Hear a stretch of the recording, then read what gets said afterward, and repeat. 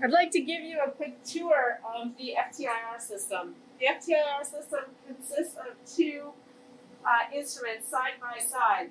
They share the same infrared source and the same interferometer, but we can choose to either send the infrared light through this sample compartment, which is good for either transmission or ATR experiments, and then the light comes over to the detector, which sits in here. I'm going to show you a couple of ways in which you can use this portion of the instrument. We sometimes call this the tensor, this basic portion of the instrument that is not the microscope.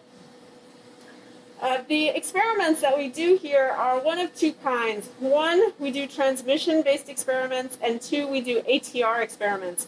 And I want to show you a little bit of how to set up both of those. This is what the instrument will look like when you usually come in. It'll have this attachment in place. And this attachment has a couple of slots that we can slide different components into. So you see I have a couple of different kinds of plates I can put in place.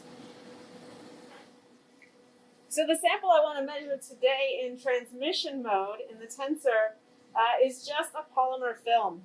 And so I'm going to use this plate with a hole on it and just tape my sample over top of it. I'm just using Scotch tape. And now that that's held in place, I can just insert it in here. So before I actually take data on my sample, I would take data with this closed with no sample in place as my blank or my reference. And then I would insert this in place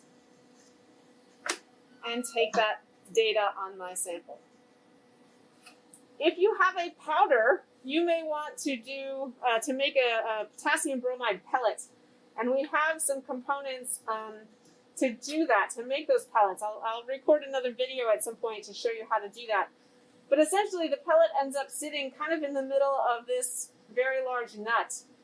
And this could then sit on these two pegs for you to do a transmission experiment through that KBR pellet.